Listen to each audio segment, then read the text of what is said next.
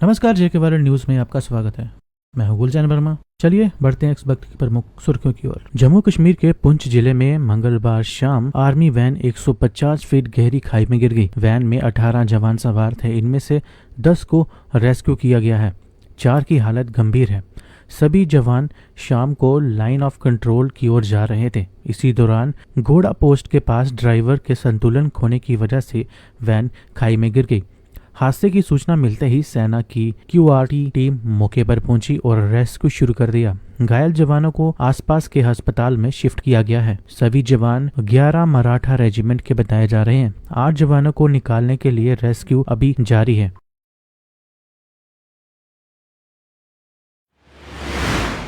श्रीनगर के एसएसपी इम्तियाज हुसैन ने कहा, आतंकवाद के साथ साथ नशीली दवाओं का भी खतरा है। जम्मू कश्मीर पुलिस नशीली दवाओं और तस्करी और इसमें शामिल लोगों के खिलाफ लगातार काम कर रही है। उन्होंने कहा कि इस साल हमने एनडीपीएस अधिनियम के तहत कुल 94 मामले दर्ज किए हैं। उनमें से 64 मामलों में आरोप पत्र दायर किया गया है और जिसमें गिरफ्तार किए गए 156 लोगों को अदालत में पेश किया गया है। उन्होंने कहा कि हमने 4.5 करोड़ रुपए की संपत्ति भी जब्त की है।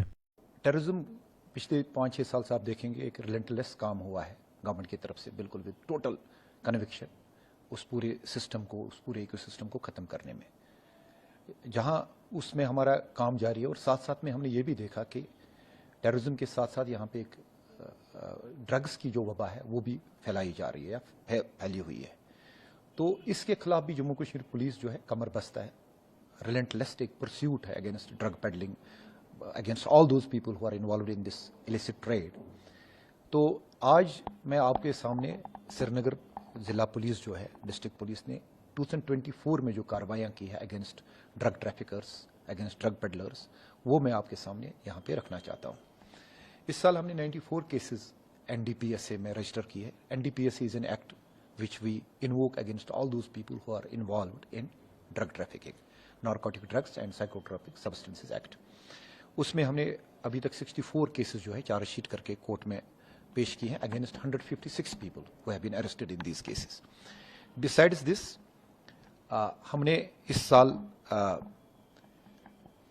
ये भी किया है, एक यहाँ पे जैसे पब्लिक सेफ्टी एक्ट होता है वैसे भी नॉर्थ एनडीपीएसए में भी एक एक्ट होता है, पिट एनडीपीएसए, प्रिवेंशन ऑफ इलिसिट ट्रैफिकिंग एनडीपीएसए, जिसमें अब divisional commissioner is the detaining authority, जिनको हम एक डोजर देते हैं किसी भी पर्टिकुलर आदमी पे जो नटोरियस हो, जो इनकोरेजिबल टाइप हो, जो बार बार ऐसी हरकतों में, ड्रग पेडलिंग में इन्वॉल्व हो। उसके लिए फिर डिविजनल कमिश्नर से एक वारंट आती है बेस्ड ऑन अवर डोजर, और देन उसको फिर हम डिटेन कर देते हैं, which is a prevention detention. तो इस साल हमने 26 लोगों के खिलाफ ऐसी कार्रवाई की है जो को हमने डिटेन करके JNK के मुख्तलिफ जेलों में उनको हमने बंद करके रखा हुआ है। एंड उसके लिए हम डिविजनल कमिश्नर साहब के भी बड़े शुक्रगुजार हैं, who is also very particular about these kinds of criminal activities, जो चाहते हैं कि इस वबा को हम ख़त्म करें। और आपके मीडियम के थ्रू हम ये भी बोलना चाहेंगे, इस साल हमने जो ड्रग पेडलर्स है जो इस इलिसिट ट्रैफिक में इन्वॉल्व है, 4.5 करोड़ की जो प्रॉपर्टी है, मूवेबल एंड इमूवेबल प्रॉपर्टी, वो भी हमने सीज की है। बिसाइड्स हमने तकरीबन 1.7 kg ब्राउन शुगर रिकवर किया है और ऑलमोस्ट 3 kg हीरोइन। एक और चीज़ जो हमने देखी आज, सिंस हीरोइन और ब्राउन शुगर जो खासकर पाकिस्तान से आता था, उसमें बहुत हद तक रोक लगी है, मैसिव क्रैकडाउन्स हुए हैं ऐसे सारे ड्रग कैटल्स के खिलाफ, जिसकी वजह से आप यहाँ पे लेबोरेटरीज में क्रिस्टल मेथ एक सब्सटेंस है वो बन रहा है और उसका अब्यूज चल रहा है, वो भी हीरोइन और ब्राउन शुगर जैसा होता है। तो इस साल हमने क्रिस्टल मेथ भी 2.83 kg जो है श्रीनगर में रिकवर की है। बिसाइड्स कुछ 5 लाख रुपए भी हमने लोगों से रिकवर किए हैं। और another aspect of it is जो ये एलोपैथिक ड्रग्स मिसयूज होते हैं फॉर सब्सटेंस अब्यूज, वो भी बड़े सारे हमने रिकवर किए हैं। और आपके मीडियम के थ्रू हम आम जनता को ये आश्वासन देना चाहते हैं कि हम लोग बहुत ही ज़्यादा वचनबद्ध है और कमिटेड है कि हम किसी भी ऐसे इंसान को, ऐसे व्यक्ति को नहीं बख्शेंगे जो किसी भी किस्म की इस किस्म की कार्रवाई में मुलव्वस हो, खासकर ड्रग पेडलिंग में या टेररिज्म में।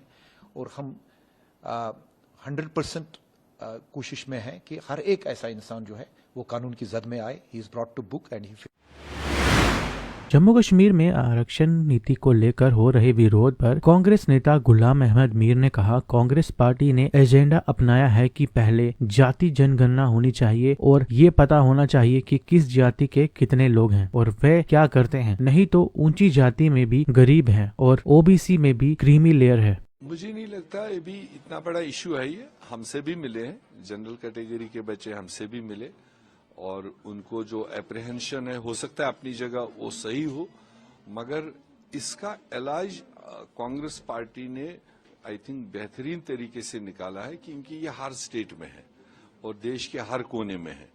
एक तरफ जो पसमानदा लोग हैं उनकी जो कही जा रही है कि पॉपुलेशन 60%, 70%, कहीं पर तो 80% भी है और कहीं पर कम है, तो ऐसे में डिमांड्स तो दोनों तरफ से आ रही है कि अगर पसमानदा लोग हैं, किसी भी सरकार को पसमानदा लोगों को बराबरी का हक देना चाहिए, वही हमारा कॉन्स्टिट्यूशन कहता है।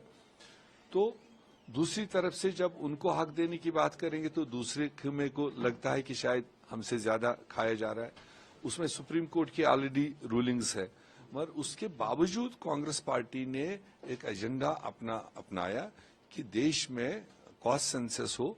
पहले ये तो पता चले कि किस कास्ट के कितने लोग हैं और कौन कास्ट का आदमी क्या काम करता है, किसके पास कितनी वेल्थ है, किसके पास कितना कारोबार है, ये तो पता चले। वरना अपर कास्ट में भी मतलब गरीब लोग हैं और इसमें अदर बैकवर्ड क्लासेस में भी क्रीमी लेयर्स है, तो ये तब पता चलेगा जब उसका कोई खाका आ जाए।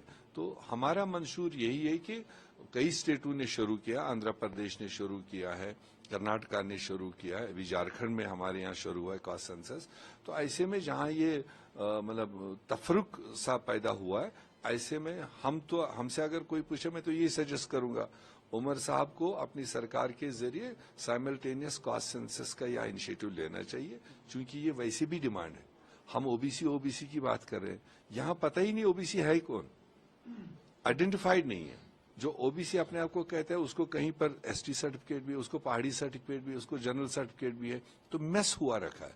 तो उसका भी इलाज बजाय प्रोटेस्ट करने के अगर सरकार इनिशिएटिव लेगी और कास्ट सेंसस करवा ले, पता चल जाए किसका क्या हिस्सा है, उस हिसाब से फिर रिजर्वेशन भी दे सकते हैं, स्टेट रिकमेंड कर सकते हैं। सब कल हमने देखा कि जो एमपी है रोड़ा साहब, वो सड़कों पे है अपने ही सीएम के खिलाफ, किस तरह देखते हैं? नहीं, मुझे नहीं लगता है वो फिलहाल सीएम के खिलाफ आए, बट उनको जो डेलीगेशन गए हैं उनको रिकॉग्नाइज करने के लिए कि आवाज उनने खड़ा करने की कोशिश की, मगर एक रिस्पांसिबल मेंबर पार्लियामेंट और उसी पार्टी के हैं जिस पार्टी को अभी रिसेंटली 2 महीने भी नहीं हुए जम्मू कश्मीर के लोगों ने जबरदस्त ताकत दिया है, मैंडेट दिया है, उनकी सरकार है। ये अलग बात है अभी यूटी है, अभी पूरी ताकत पूरे पावर के साथ वो नहीं है, मगर सरकार में तो है। तो ऐसे में मेंबर पार्लियामेंट को अगर कोई चीज समझ वहां पर आई है, किसी डेलीगेशन ने कोई चीज समझा है, उनको चाहिए था दूसरा रूट इख्तियार करना, जाना चीफ मिनिस्टर से, उनके लीडरान से, उनके पार्टी के लीडरान से ये डिस्कशन कर लेता और फिर उसका कोई रास्ता निकालते। मगर अपनी ही सरकार, अपनी ही पार्टी की सरकार और अपना ही मेंबर पार्लियामेंट जाकर धरने पर बैठे, ये बहुत लोगों को डाइजेस्ट नहीं हो रहा है। भाजपा के राष्ट्रीय महासचिव तरुण चुग ने कहा, जवाहरलाल नेहरू से लेकर राहुल गांधी तक कांग्रेस ने डॉक्टर BR अम्बेडकर का अपमान किया है। भाजपा सरकार बनने के बाद डॉक्टर BR अम्बेडकर को भारत रत्न दिया गया था। डॉक्टर BR अम्बेडकर का अपमान करने के लिए देश कांग्रेस की 4 पीढ़ियों को कभी माफ नहीं करेगी। पूज्य डॉक्टर भीमराव अंबेडकर जी का अपमान किया, पंडित जवाहरलाल नेहरू से लेकर राहुल गांधी तक। आज कांग्रेस को जवाब देना होगा। क्या कुछ गज जमीन नहीं मिली दिल्ली में कि पूज्य डॉक्टर भीमराव अंबेडकर जी के संस्कार किया जा सकता? जबरन उनका अपमान करते हुए पहले तो जीते जी अपमान किया और फिर बाद में उनकी मृत्यु के बाद भी उनका दिल्ली के अंदर संस्कार नहीं होने दिया। उन्हें बार बार हराने की योजना खुद पंडित नेहरू बनाते रहे। खुद तो अपने आप को भारत रत्न ले लिया, लेकिन डॉक्टर भीमराव अंबेडकर जी को भारत रत्न तब मिला जब भारतीय जनता पार्टी की सपोर्टेड सरकार दिल्ली में आई। आज जनता कांग्रेस की 4 पीढ़ियों से, नेहरू जी, इंदिरा जी, वंचितों के रक्षण का विरोध करने वाले राजीव गांधी जी से, संविधान का बार बार इंस्टीट्यूशंस का अपमान करने वाले राहुल गांधी से जवाब मांगती है कि जवाब दो। ये 4 पीढ़ियों का इतना बड़ा अपराध है। जो पत्र डॉक्टर भीमराव अंबेडकर जी ने इस्तीफे के लिए लिखा था, वो बताता है कि पंडित नेहरू किस तरह उनको अपमानित करते थे, और पंडित नेहरू ने उनके सामने खड़े हुए व्यक्ति की सपोर्ट भी की, और उसको बड़ा करने के लिए, डॉक्टर साहब को छोटा दिखाने के लिए उसे भारत रत्न भी दिया। देश कभी भी कांग्रेस की 4 पीढ़ियों को डॉक्टर भीमराव अंबेडकर जी के अपमान से करने के लिए माफी नहीं दे सकता। आरक्षण के मुद्दे पर पीडीपी प्रमुख महबूबा मुफ्ती ने कहा, हम सिर्फ ये कहते हैं कि आबादी के हिसाब से अधिकार दो, हम अधिकार छीनने को नहीं कह रहे। उन्होंने कहा कि हम सिर्फ ये कह रहे हैं कि लोगों को उनकी आबादी के हिसाब से अधिकार दिए जाने चाहिए। नेशनल कॉन्फ्रेंस ने चुनाव में वोट ये कहकर लिए थे कि सदन में इस मुद्दे को उठाएंगे, लेकिन उन्होंने इस पर बात नहीं की। कल जब यहाँ युवा प्रदर्शन कर रहे थे और वह मुख्यमंत्री के पास गए तो उन्होंने क्या कहा? उन्होंने कहा कि 6 महीने इंतजार करो, तब तक कोर्ट का फैसला आ जाएगा। अगर लोग नेशनल कॉन्फ्रेंस को 50 सीट आने के बाद भी प्रदर्शन कर रहे हैं और आप ये कह रहे हैं कि 6 महीने का इंतजार करो, तो आपको क्या करना है? उन्होंने कहा कि मुझे लगता है कि मुख्यमंत्री को कोर्ट के फैसले का इंतजार करने के बजाय इस मुद्दे को सुलझाना चाहिए। देखिए, बहुत ही संजीदा इशू है। इसमें जो नौजवान जो मेहनत करते हैं, हमारे बच्चे बच्चियां, और काबिल बनने की कोशिश करते हैं, तो जब आगे चल के आपकी मेहनत और काबिलियत की कोई कीमत ही नहीं होगी तो आप क्या करोगे? आपके पास 95% मार्क्स है, दूसरी तरफ से 65% वाला है, तो 95% वाला रह जाता है, तो क्या करेंगे? We are pushing them to the wall. तो हमारा ये कहना है कि आबादी के हिसाब से आप लोगों को उनका हक दे दीजिए। हम तो खुदा ना खास्ता किसी से हक छीनने के उसमें नहीं है कि आप किसी का हक छीन के इसको दे दो, नहीं। जिनकी जितनी आबादी है उनको उतना हिस्सा मिलना चाहिए। और यही कह के नेशनल कॉन्फ्रेंस से पहले पार्लियामेंट में वोट लिए कि हम ये पार्लियामेंट में मसला उठाएंगे। आप देखिए, उनके जितने भी मेंबर पार्लियामेंट है, किसी ने पार्लियामेंट में इसके बारे में बात नहीं की। उसके बाद कहा नहीं, अब हमें यहाँ वोट दे दीजिए, हम सरकार बनाएंगे तो हम आपका मसला हल करेंगे। सरकार बनाई और उसके बाद भी कुछ नहीं हुआ। और कल जब प्रोटेस्ट किया यहाँ के नौजवान बच्चे बच्चियों ने, तो बहुत उम्मीदें लेके वो यहाँ के वजीर आला के पास गए। तो उन्होंने क्या कहा? उन्होंने कहा 6 महीने इंतजार करो। क्यों? क्योंकि कोर्ट का डिसीजन तब तक आ जाएगा। तो अगर 50 सीटें लेने के बाद, 3 मेंबर पार्लियामेंट होने के बाद लोगों को प्रोटेस्ट करना, और प्रोटेस्ट के बाद आप उनको बोलेंगे 6 महीने इंतजार करो ताकि कोर्ट का फैसला आ जाए, तो फिर आपने क्या करना है? तो मैं तो समझती थी कम से कम वजीर आला साहब, जो हमारे पोस्ट ग्रेजुएशन में रिजर्वेशन है, जो नीट के एग्जाम होते हैं, कॉम्पिटिटिव एग्जाम्स होते हैं, जिस तरह मैंने 2018 में SRO 49 लाया था और 75% रिजर्वेशन ओपन मेरिट के लिए रखी थी। इसका रीजन क्या हो सकता है जो ये फैसला लिया गया? मतलब किसका क्या मकसद है हो सकता है इसका? नहीं, मैं कहती हूँ, देखिए ना कि आप एक बहुत बड़ी आबादी को, 70% आबादी को you are pushing them to the wall. आप उनको दीवार के साथ लगा रहे हैं, उनकी मेहनत, उनकी मशक्कत, उनकी काबिलियत को इग्नोर कर रहे हैं, तो वो कहाँ जाएंगे?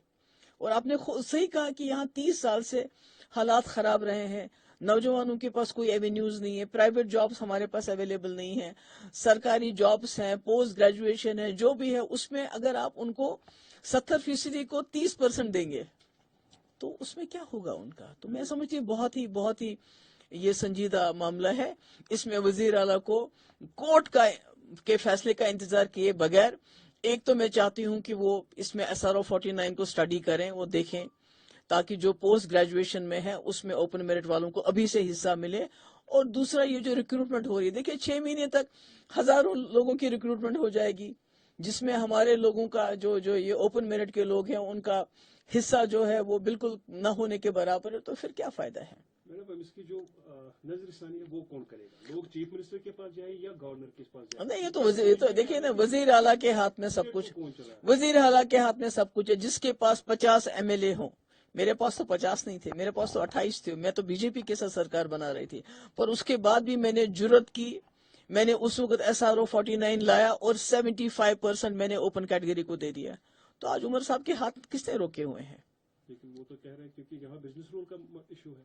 नहीं, ये तो देखिए ना, कहने को तो बहुत कुछ कह सकते हैं, कहने को तो बहुत कुछ वो कह सकते हैं। तो मैं समझती हूँ कि अगर एक वजीर आला 50 मेंबर होने के बावजूद, 3 मेंबर पार्लियामेंट होने के बावजूद भी मतलब लोगों को रिलीफ नहीं दे सकते हैं, लोगों को उनका हक नहीं दे सकते हैं, तो फिर क्या फायदा है? Thank you. इजाफा करूंगा क्योंकि जब रिजर्वेशन पर हमारा सीएम कुछ नहीं कर सकता है, फिर स्टेटहुड हमारा कहाँ भी है। देखिए, मैं समझती हूँ इस वक्त जो हालात हैं जम्मू कश्मीर के, जिस तरह हमारे नौजवान इस सर्दी में ठिठुरते चले कलान में सड़कों पे बेबस और बेकस घूम रहे, तो मैं समझती हूँ कि हर चीज से ज्यादा प्रायोरिटी इस वक्त इस रिजर्वेशन को रैशनलाइज करने की होनी चाहिए और वजीर आला को कोर्ट का इंतजार किए बगैर इस मसले को हल करना चाहिए। रोहला साहब ने जो कल प्रोटेस्ट किया था वो भी एक अलग कहानी बताता है। अब क्या बताएं हैं कि अगर आपको प्रोटेस्ट तो कोई भी कर सकता है, तो अगर आपको प्रोटेस्ट करने के लिए पहले मेंबर ऑफ पार्लियामेंट बनाया जाए, फिर आपकी सरकार बनाई जाए, फिर आप बोलेंगे अब मैं प्रोटेस्ट, तो फिर फायदा क्या है सरकार बनने का और मेंबर पार्लियामेंट बनने का? मैं समझती हूँ कि ये सरकार का काम प्रोटेस्ट का नहीं होता है, उनका काम होता है डिसीजन लेने का, जो उमर साहब को लेना चाहिए। किम गुजरात में आज 3:32 पर किम स्टेशन से रवाना होते समय एक इंजन के बगल में से एक गैर यात्री कोच के 4 पहिए पटरी से उतर गए। मरम्मत का काम जारी है और वरिष्ठ अधिकारी मौके पर मौजूद है। किसी भी यात्री या रेलवे कर्मचारी को कोई चोट या नुकसान नहीं पहुंचा है। ट्रेनों की आवाजाही प्रभावित नहीं हुई है।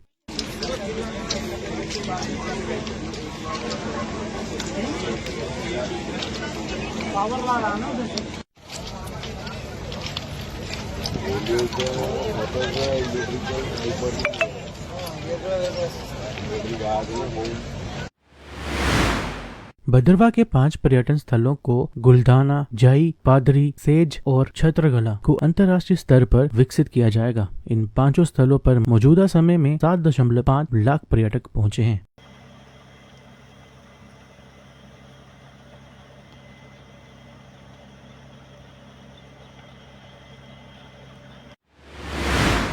पुंछ में अधिकतम तापमान 15 डिग्री सेल्सियस से नीचे रहने के कारण लोग खुद को गर्म करने के लिए लकड़ियों से आग जलाकर सहारा ले रहे हैं।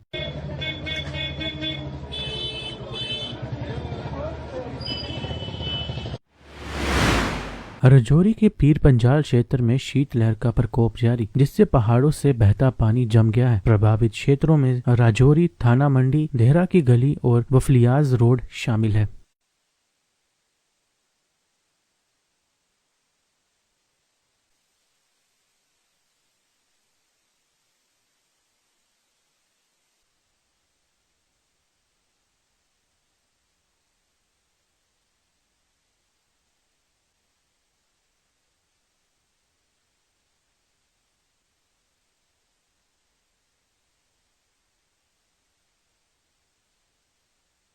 इस बुलेटिन में फिलहाल इतना ही।